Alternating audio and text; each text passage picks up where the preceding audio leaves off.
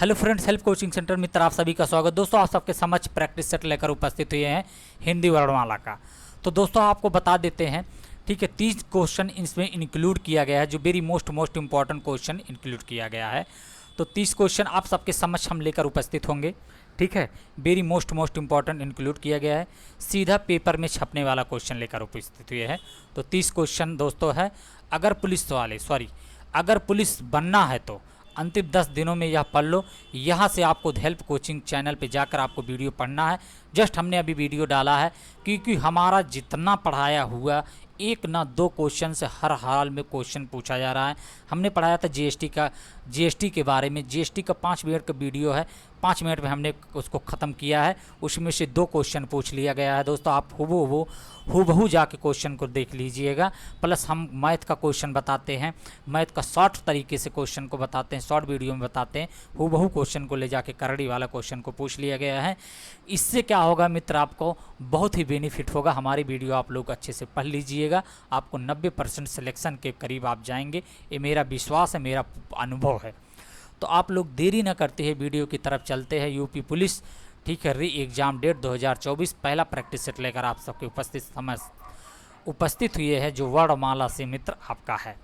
चलिए, 30 क्वेश्चन समाहित किया गया है, जो वेरी मोस्ट इम्पॉर्टेंट है। इससे बाहर कुछ आने जाने वाला होता ही नहीं है, क्योंकि हम वही क्वेश्चन लेकर उपस्थित हैं जो आप सबको सिलेक्शन दिलाए। फालतू की चीज़ें नहीं पढ़ाना चाहिए, इससे क्या होता है, हतोत्साहित बच्चे हो जाते हैं। चलिए, तो देरी न करते हुए क्वेश्चन की तरफ चलते हैं। लास्ट सेशन तक बने रहिएगा मित्र। अभी तक आप लोगों ने चैनल को सब्सक्राइब नहीं किया तो चैनल को सब्सक्राइब जरूर कर लीजिएगा, बेल वाली घंटी को प्रेस कर लीजिएगा।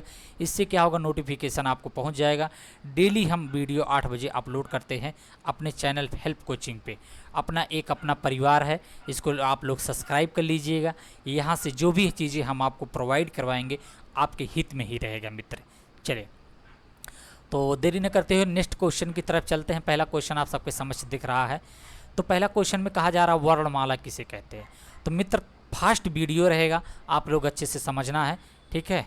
चलिए, तो पहला क्वेश्चन है वर्णमाला किसे कहते हैं। वर्णमाला किसे कहते हैं तो आपको बता देते हैं, वर्णों के व्यवस्थित समूह को वर्णमाला कहते हैं। क्या कहते हैं, वर्णों के व्यवस्थित समूह को वर्णमाला कहते हैं। ना तो पहला होगा, ना तो दूसरा होगा, ना तो तीसरा होगा, आपका चौथा वाला ऑप्शन आपका सही होगा। चलिए, अगला क्वेश्चन देखते हैं। भाषा की सबसे छोटी इकाई को क्या कहते हैं। भाषा की सबसे छोटी इकाई को आपको कहते हैं, क्या कहते हैं मित्र, बताइए। भाषा की जो सबसे छोटी इकाई होती है इसी को वर्ण कहते हैं। कोई भी भाषा की जो सबसे छोटी इकाई होती है इसी को वर्ण कहते हैं, याद रखिएगा। चलिए, नेक्स्ट क्वेश्चन की तरफ चलते हैं। नेक्स्ट क्वेश्चन आप सबके समझ तीसरा क्वेश्चन में कहा जा रहा है, स्थान के आधार पर बताइए कि मूर्धन्य व्यंजन कौन कौन से होते हैं। स्थान के आधार पर। तो आपको बता देते हैं, मूर्धन्य ऐसा वर्ड होता है जो क्या होता है, कहाँ से, तालु में जीभ चपक जाती है, तालु में जीभ टकरा के जब एक प्रकार की ध्वनि निकलती है उसी को मूर्धा ध्वनि कहते हैं। तो आपको बता देते हैं, डा और ढा जब हम लोग उच्चारण करेंगे, डा और ढा, तो हमारा जो जीभ है ऊपर का तालु में जाके टच होता है। इसी को जब एक प्रकार की ध्वनि उत्पन्न होती है तो उसी को डा ढा, ठीक है, कहते हैं। और इसी ध्वनि को मूर्धन्य व्यंजन या ध्वनि के नाम से जाना जाता है मित्र, याद रखिएगा। तो लास्ट सेशन तक बने रहिएगा, बहुत ही अच्छा सेशन होने वाला है।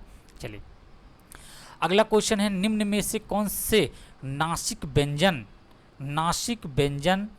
कौन सी है। नासिक व्यंजन मतलब ऐसा व्यंजन जो नाक के द्वारा, ठीक है, वायु निकलती है, ठीक है, क्या निकलता है, वायु निकलती है, ध्वनि निकलती है एक प्रकार की, उसी को नासिक व्यंजन कहा जाता है।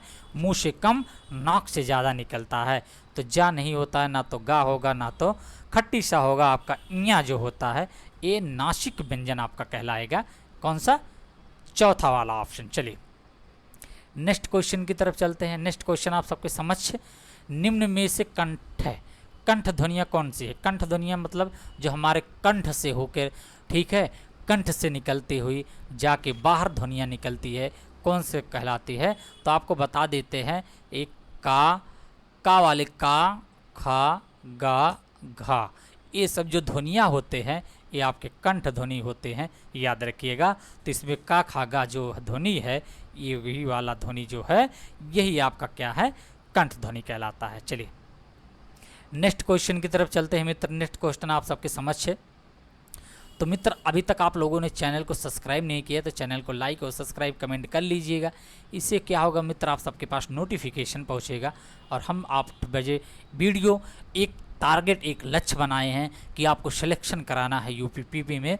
आप सेलेक्ट ज़रूर होंगे, ये मेरा वादा है, मेरी गारंटी, क्योंकि मैं जो क्वेश्चन लेकर उपस्थित होता हूं मित्र, वो कहीं ना कहीं क्वेश्चन ज़रूर से ज़रूर पूछा जाता है।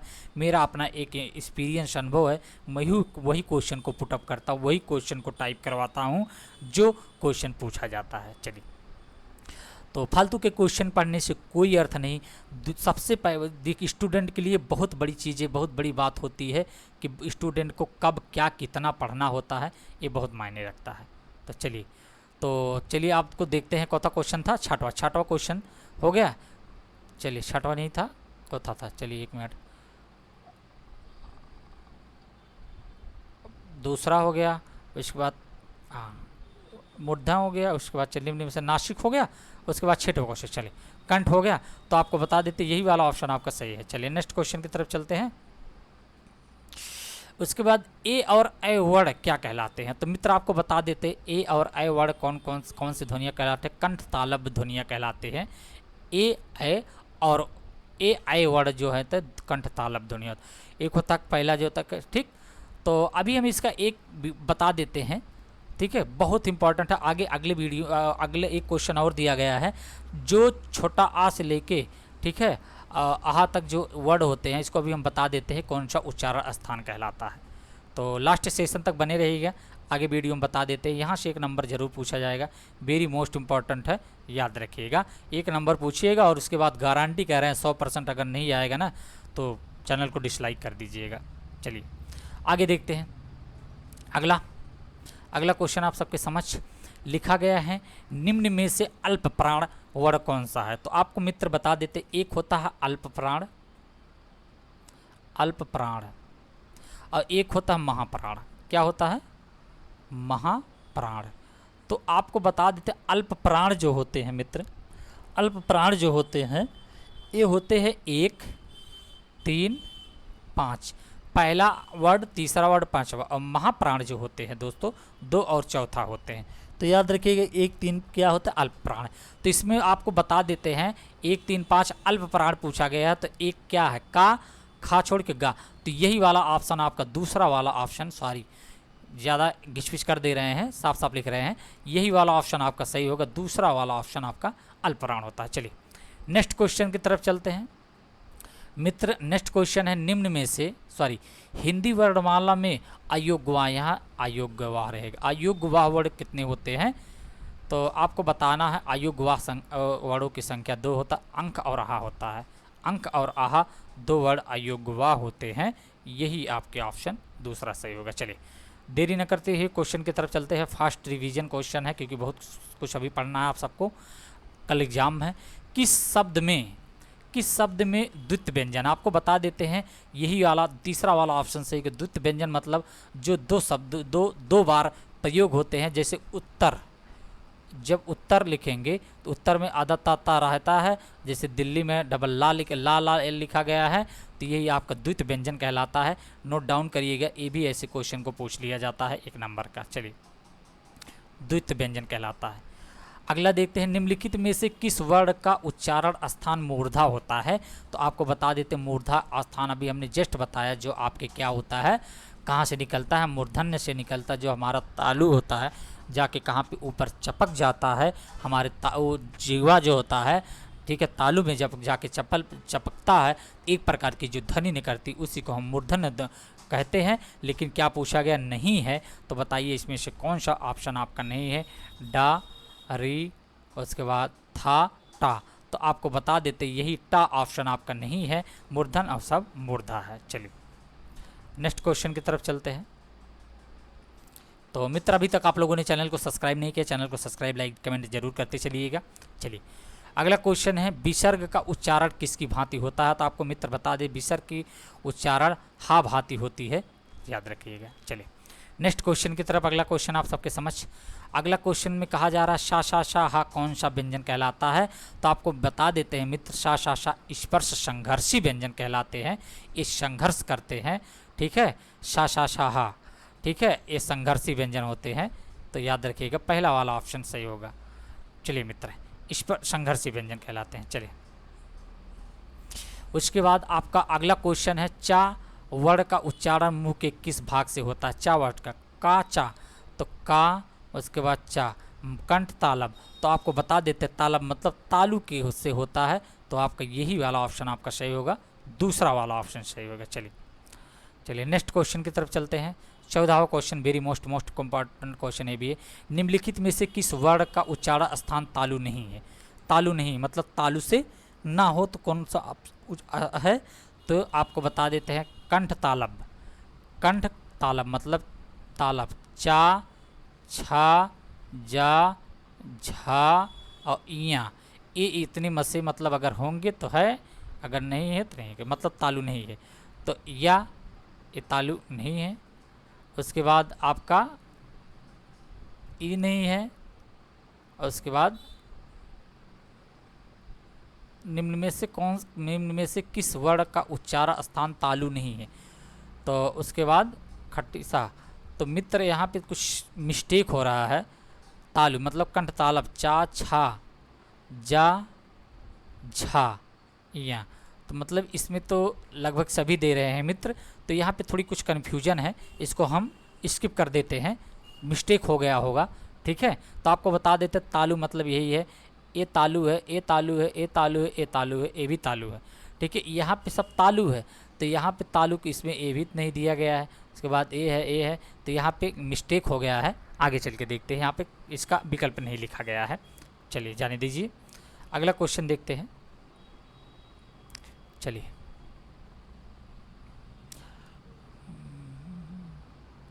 आगे चलिए, अगला क्वेश्चन आप सबके समझ मित्र। चलिए तो लिखा गया है देवनागरी लिपि। देवनागरी लिपि में कुल विसर्ग और अनुस्वार सहित कितने स्वर हैं। तो आपको बता देते हैं हमारा जो व्यंजन होता है, तो व्यंजन मित्र दोस्तों जो है, ठीक है, 13 व्यंजन होते हैं, ठीक है। तो यही वाला ऑप्शन आपका सही होगा, चौथा वाला ऑप्शन। चाहिए नेक्स्ट क्वेश्चन की तरफ चलते हैं। नेक्स्ट क्वेश्चन में कहा जा रहा है निम्न में से, नेक्स्ट क्वेश्चन में कहा जा रहा है, ठीक है, निम्न में से हिंदी में मूलतः वर्णों की संख्या कितनी होती है। आपको बता देते हैं हिंदी में मूलतः वर्णों की संख्या 52 होती है, तो ये वाली वही वाला ऑप्शन सही होगा, पहला वाला ऑप्शन सही होगा। चलिए हिंदी में वर्णों की संख्या 52 होती है। नेक्स्ट क्वेश्चन की तरफ चलते हैं। लास्ट सेशन तक बने रहिएगा मित्र, बहुत ही अच्छा सेशन होने वाला है, क्योंकि हम जो पढ़ाते हैं वो आता है, ये मेरा खुद का अनुभव बोलता है मित्र। चलिए नेक्स्ट क्वेश्चन है छा ध्वनि का उच्चारण स्थान क्या है। छा ध्वनि का उच्चारण स्थान दंत, वत्सल्य, ओष्ठ, तालब, का खा गा गांगा चा छा जा जाई हैं। तो आपको बता देते हैं तालब भी यही वाला ऑप्शन आपका सही होगा। चलिए नेक्स्ट क्वेश्चन, अगला क्वेश्चन आप सबके समक्ष कौन सा स्वर सहित रा का उच्चारण किस में हुआ है। तो आपको बता देते न तो इसमें हुआ, ना तो इसमें, ना तो इसमें, आपके में पहले वाले में हुआ है, पुनर्निर्माण में हुआ है। चलिए नेक्स्ट क्वेश्चन की तरफ चलते हैं मित्र, लास्ट सेशन तक बने रहेगा, बहुत ही अच्छा सेशन होने वाला है, नहीं तो आप लोग पछताएंगे, क्योंकि आपको ज़्यादा तो पढ़ना नहीं, कम समय में ज़्यादा चीज़ें प्रोवाइड हम करवाने की कोशिश कर रहे हैं, क्योंकि समय का भी बचत होता है मित्र। ठीक, चलिए अगला क्वेश्चन, का गा जा और फा ध्वनियाँ किसकी है। तो आपको बता देते हैं अंग्रेजी ना नहीं है, ना तो संस्कृत है, ना तो दक्षिण भारत की है, अरबी और फारसी भाषा की ध्वनियाँ है, का जा गा फा। तो आपके अरबी और फारसी है, पहला वाला ऑप्शन आपका सही होगा। चलिए नेक्स्ट है 20वां क्वेश्चन आप सबके समझ। 20वां क्वेश्चन में कहा जाए स्पर्श व्यंजन कितने होते हैं। स्पर्श व्यंजनों की संख्या मित्र आपको बता देते हैं 25 होते हैं। कितने होते हैं। स्पर्श का से माँ तक जो ध्वनि होती है, माँ तक जो वर्ण होते हैं, का से माँ तक, यही स्पर्श व्यंजन कहलाते हैं। तो स्पर्श व्यंजनों की संख्या ना तो 23 होता है मित्र, ना तो कितना होता है 30 होता है, ना तो 26 होता है, आपके 25 होते हैं। चलिए नेक्स्ट क्वेश्चन की तरफ चलते हैं। नेक्स्ट है गा। गा सॉरी खा है। खा क्या है आपको बता देते हैं। खा आपका क्या होता है, ना तो विपरीत, ठीक है। खा आपको बता देते हैं मित्र, इसमें एक अघोष होता है, एक सघोष होता है। तो आपको बता देते हैं, ठीक है। इसमें सघोष जो होता है, सघोष जो होता है, सघोष में 3, उसके बाद होता है 4, 5, तीसरा वर्ड, चौथा वर्ड और पांचवा वर्ड जो होता है सघोष होता है, ठीक है। और अघोष जो होता है ये दूसरा और उसके बाद पहला और उसके बाद दूसरा होता है। पहला और दूसरा होता है मित्र। तो पहला और दूसरा होता है, चलो बता देते हैं, यहाँ पे फिर से काट देते हैं इसको। यहाँ पहला होता है और दूसरा होता है। चलिए, तो इसमें देख लीजिए का और खा लिखा गया है। तो का और खा तो मतलब पहला और दूसरा, तो इसमें खा पूछा गया है तो खा दूसरा मतलब अघोष होता है, ठीक है। तो क्या होगा इसमें अघोष, अघोष पहला और दूसरा, ठीक है। प्रत्येक वर्ण का पहला और दूसरा वर्ण अघोष होता है। तो का और खा, तो यही अघोष तीसरा वाला ऑप्शन आपका सही होगा। चलिए नेक्स्ट क्वेश्चन की तरफ चलते हैं मित्र। नेक्स्ट क्वेश्चन आप सबके समझ 22वां question very most important question है। अभी तालब व्यंजन है। तालब मतलब जो तालु से निकलता है, कौन सा, कंठ तालब। अभी हमने बताया कंठ जो होते हैं का खा गा घा, कंठ तालब। तालब मतलब तालु से जो होता है चाचा जा इया। तो चा छा जा झा इया जे, चा छा जा झा, ये जो वर्ड है ये आपके कौन से है, तालब ध्वनि कहलाते हैं मित्र। याद रखिएगा, वेरी मोस्ट इंपॉर्टेंट क्वेश्चन। चलिए नेक्स्ट क्वेश्चन 23वां क्वेश्चन आप सबके समझ वर्णमाला में ज्ञा को माना जाता है। तो आपको बता देते हैं ज्ञा, सरा, तरा, उसके बाद ज्ञा हो गया, उसके बाद सरा हो गया, तरा हो गया, ठीक है। ये सब आपके कौन से व्यंजन कहलाते हैं, ये आपके संयुक्त व्यंजन कहलाते हैं, ठीक है। और श्री हो गया, ठीक है। ये श्री सरा हो गया, मतलब ये सब आपके कौन से व्यंजन कहलाते हैं, संयुक्त व्यंजन कहलाते हैं। और संयुक्त व्यंजनों की संख्या मित्र 4 होते हैं, सरा तरा ज्ञा, सरा तरा ज्ञा, ठीक है। ठीक है, ये आपके क्या होते हैं, संयुक्त व्यंजन 4 होते हैं। तो आपको मतलब संयुक्त व्यंजन में इसमें जा प्लस ज्ञा है ना, तो ज्ञा कहते हैं जा, सॉरी यहाँ पे जा, उसके बाद प्लस या बराबर होता है ज्ञा बन जाता है तरा, ठीक है। उसके बाद ता प्लस रा बराबर तरा बनता है, ठीक है। उसके बाद तो ऐसे सारे 4 आपके वर्ड है, संयुक्त वर्ड है। तो आपको हमने बता दिया ये संयुक्त वर्ड माने जाते हैं। नेक्स्ट चलते हैं नेक्स्ट क्वेश्चन की तरफ। चलिए नेक्स्ट क्वेश्चन 24वां क्वेश्चन 24वां क्वेश्चन। 6 क्वेश्चन मित्र और है, लास्ट सेशन तक बने रहेगा, बहुत ही अच्छा सेशन होने वाला है। निम्न में से महाप्राण वर्ड कौन सा है। अभी हमने जस्ट बताया, एक होता है अल्पप्राण, एक होता है महाप्राण। महाप्राणों की संख्या मित्र बता देते हैं, महाप्राण किसे कहते हैं। दूसरा और चौथा जो वर्ड होता है वही महाप्राण होता है, मतलब दूसरा और चौथा। तो आप लोग को बताना है दूसरा और चौथा कौन सा है। तो दूसरा चौथा मतलब का, ठीक है। खा जो है दूसरा होगा, खा गा और घा, तो चौथा मतलब दूसरा और चौथा है, ए और ए। तो इसमें से कौन सा ऑप्शन आपका सही होगा, तो बताइए। दूसरा महाप्राण पूछा गया है ना, तो महाप्राण में दिया गया है ना, तो दूसरा चौथा मतलब इसमें रुक गया, हो गया दूसरा और चौथा। तो इसमें देखिए आपका क्या होगा, चा छा, ये तो होगा नहीं। दूसरा चौथा महाप्राण कौन सा है, तो महाप्राण जो है आपका, 1 मिनट मित्र देख लेते हैं। तो चलिए मित्र बता देते हैं, इसमें दूसरा चौथा मतलब यही वाला ऑप्शन, दूसरा वाला ऑप्शन, क्योंकि ता और था दूसरा है, तो था दूसरा है, तो यही वाला दूसरा हो गया, तो आपका महाप्राण हो गया। चलिए नेक्स्ट क्वेश्चन की तरफ चलते हैं। नेक्स्ट क्वेश्चन चलिए 25वां क्वेश्चन आप सबके समझ से मित्र। 25वां क्वेश्चन, निम्न में से कौन सा घोष है। एक घोष बताए थे अभी ना, एक घोष एक सघोष। तो घोषों की संख्या मित्र आपको बताए थे कौन कौन, 3, 4 और 5वां वर्ड जो होते हैं वो घोष होते हैं। तीसरा चौथा पांचवा, मतलब तीसरा पद, चौथा पद और पांचवा पद। तो इसमें तीसरा चौथा पांचवा घोष कौन है? पा फा नहीं है, पा फा नहीं है ना, तो पा फा। उसके बाद ता था दा। तो मित्र यही वाला ऑप्शन आपका सही होगा, ता था दा, क्योंकि तीसरा आपका यही है, ता था दा, यही तीसरा वाला ऑप्शन है, तीसरे पद पे ये आ रहा है, तो यही वाला ऑप्शन आपका सही होगा, तीसरा वाला ऑप्शन सही होगा। चलिए अगला देखते हैं। लिखा गया अनुनासिक व्यंजन कितने होते हैं? अनुनासिक व्यंजनों की संख्या कितनी होती है? अनुनासिक व्यंजनों की संख्या हम बता देते हैं मित्र, कितना होता? 5 होते हैं, यही वाला ऑप्शन सही है, न तो 3 है, न तो 4 है, न तो 6 है। अनुनासिक व्यंजन उसे व्यंजन कहते हैं जो नाक से ज़्यादा सांस निकलती है, ठीक है, और मुंह से कम निकलता है। जब हम कोई शब्द सॉरी वर्ड को उच्चारण करते हैं तो नाक से ज़्यादा वायु निकलती है, मुंह से कम निकलता है, तो उसी को जो ज़्यादा निकलती उसी को अनुनासिक व्यंजन कहा जाता है। अनुनासिक व्यंजन, ठीक है, सभी पद के पंचम अक्षर अनुनासिक व्यंजन कहलाते हैं। चलिए नेक्स्ट क्वेश्चन की तरफ चलते हैं।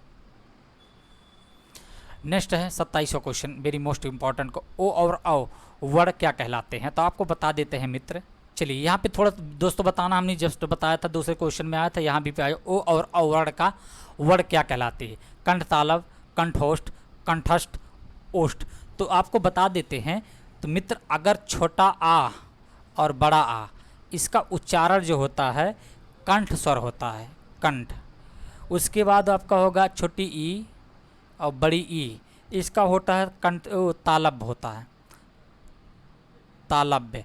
उसके बाद छोटी बड़ी हो गया, उसके बाद आपका छोटा ऊ और बड़ा ऊ, ये आपका हो गया कौन सा? ओष्ठ होता है। याद रखिए इसको, नोट डाउन के, ओठ होता है, ओष्ठ है, ओष्ठ है। उसके बाद आपका मूर्धा, री जो होता है आपका मूर्धा होता है। उसके बाद अगला क्या है? उसके बाद ए और ऐ, हमने अभी जस्ट एक क्वेश्चन में ए और ऐ का चर्चा किया, हमने आगे कहा बताया ए और ऐ, ये आपका कंठ तालव्य होता है, कंठ तालव्य होता है। क्या? कंठ और तालव्य से, तालु से मिलकर बना होता है, तालु, ठीक। उसके बाद आपका ए आए, उसके बाद ओ और औ, लास्ट यही वाला आपका पूछा, ओ और औ जो होता है यही होता है कंठ और ओष्ठ। क्या होता है? कंठ और प्लस ओष्ठ से मिलके बना है, इसी को कंठोष्ठ कहते हैं। तो यहाँ पे कंठोष्ठ, यही दूसरा वाला ऑप्शन सही होगा, इसको आप लोग नोट डाउन जरूर कर लीजिएगा। चलिए कंठोष्ठ दूसरा वाला ऑप्शन सही होगा। चलिए नेक्स्ट क्वेश्चन की तरफ चलते हैं। अंतस्थ व्यंजन कितने होते हैं मित्र? आपको बता दें अंतस्थ व्यंजन या रा ला वा, ठीक है, या रा ला, उसके बाद वाह, ये सब कौन से व्यंजन होते हैं? अंतस्थ व्यंजन होते हैं मित्र, ये भी बहुत इंपॉर्टेंट है, यहाँ से पूछ लिया जाता है क्वेश्चन। चलिए तो आपको बता, चार ही होगा ना, एक कड़ी आएगा, एक कड़ी आएगा, एक कड़ी आएगा, 4 होते हैं। अंतस्थ व्यंजन कितने होते? 4 होते हैं, यार अलावा, याद रख लीजिएगा। तो मित्र अभी तक आप लोगों ने चैनल को सब्सक्राइब नहीं किया तो चैनल का सब्सक्राइब, लाइक, कमेंट जरूर कर दीजिएगा, इससे क्या होगा, नोटिफिकेशन आपके पास डेली पहुँचता रहेगा। चलिए अगला क्वेश्चन चलते हैं। अगला क्वेश्चन आप सबके समझ, ऊष्म, ऊष्म व्यंजन किसे कहते हैं? ऊष्म व्यंजन, शा शा शा हा, सा शा शा हा व्यंजन को ऊष्म व्यंजन कहते हैं। बड़ा सा, खट्टी सा, छोटा सा, उसके बाद हा, ये ऊष्म व्यंजन, ऐसा व्यंजन जो, ठीक है, घर्षण के द्वारा निकलता है, एक ऊष्मा लेकर निकलती है, घर्षण के द्वारा निकलती है, उसी को ऊष्म व्यंजन कहता है। जब हम लोग शा शा शा हा को उच्चारण करते हैं तो ऐसा लगता है वायु जो है, ठीक है, घर्षण करके निकलते थे, ऊष्मा निकलती है, ऊष्मा निकलती है। तो आपके यही 4 ऑप्शन सही होगा, सॉरी चौथा 4 ही सही होगा, पहला वाला ऑप्शन सही होगा, ना तो तीसरा 3 नहीं होगा, ना 5 होगा, ना 6 होगा। चलिए लास्ट क्वेश्चन की तरफ चलते हैं मित्र। लास्ट क्वेश्चन आप सबके